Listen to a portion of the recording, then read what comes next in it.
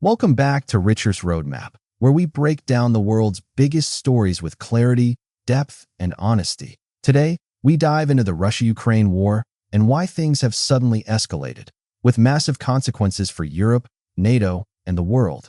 Grab your coffee, settle in, because by the end of this podcast, you'll understand what mainstream headlines aren't telling you. Let's get started. Over the last few weeks, reports from the front lines have painted a grim and rapidly shifting picture. Russia has launched its most aggressive spring offensive yet, amassing over 67,000 troops near Ukraine's Sumy and Kharkiv regions. Every day, Ukrainian forces are engaged in dozens of battles, scrambling to hold back the sudden, overwhelming push. Drone videos, satellite images, intercepted communications, they all tell the same story. Russia is throwing everything it has into this new wave. And the question is, why now? If we step back and look carefully, the timing isn't random. Western aid to Ukraine has slowed down significantly in recent months. In Washington and Brussels, political infighting and budget battles have delayed critical weapons shipments. Tanks, artillery shells, air defense systems, all either slowed or stuck in bureaucratic bottlenecks. Russia saw the moment of weakness and moved. Inside Russia itself, pressure has been building. Putin needs a win. After years of costly fighting, with tens of thousands of Russian casualties and deep cracks forming inside his own government and military, the Kremlin needs a battlefield success to sell to the Russian people. Spring brings better weather to Eastern Europe, drier ground, clearer skies, perfect for large-scale troop movements and armored assaults. This time, Russia has waited for nature to be on its side. Right now, the fiercest battles are centered around Sumy and Kharkiv. Sumy had been relatively quiet over the past year, a place where Ukraine had been slowly rebuilding, not expecting another massive front to open up. But now, it's the front line again, with heavy artillery exchanges, drone strikes, and brutal house-to-house combat. Kharkiv. Well, Kharkiv is symbolic. In 2022, Ukraine shocked the world with its lightning counteroffensive there, pushing Russian troops back and reclaiming vast areas. Today, Russia wants revenge. It's pouring men and machines into the region, determined to retake what it lost and rewrite the narrative. Across the Donbass, cities like Bakhmut and Avdiivka remain battlegrounds of staggering violence.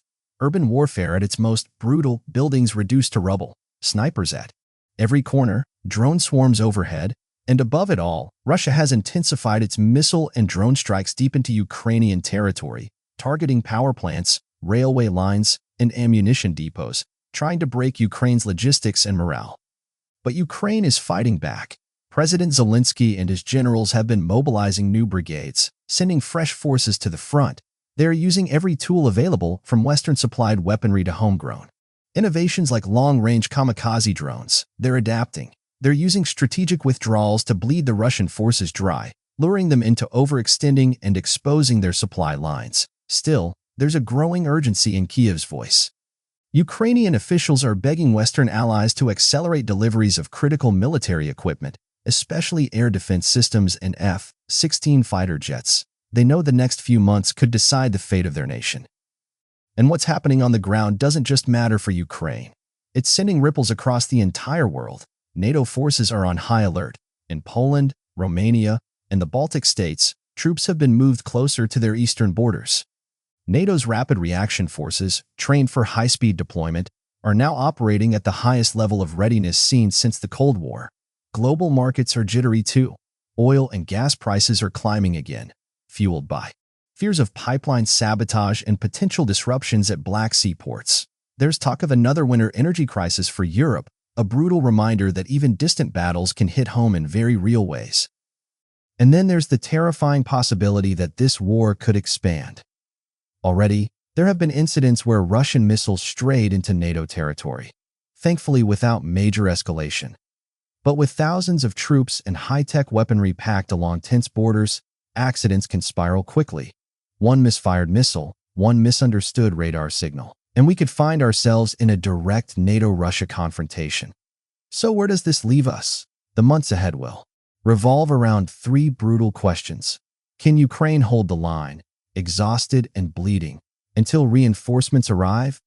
Will Western governments, under pressure from their own weary citizens, continue to stand firm, or will cracks appear in the alliance? And will Russia's high-stakes gamble succeed, or collapse under its own weight? Beyond the politics and strategy, there's a human tragedy unfolding. Families torn apart, cities razed to the ground, dreams of peace and stability shattered. Sometimes, when we watch wars from afar, it's easy to think of them in terms of numbers and maps. But behind every headline, every battlefield report, there are people, mothers, fathers, children, caught in forces far beyond their control.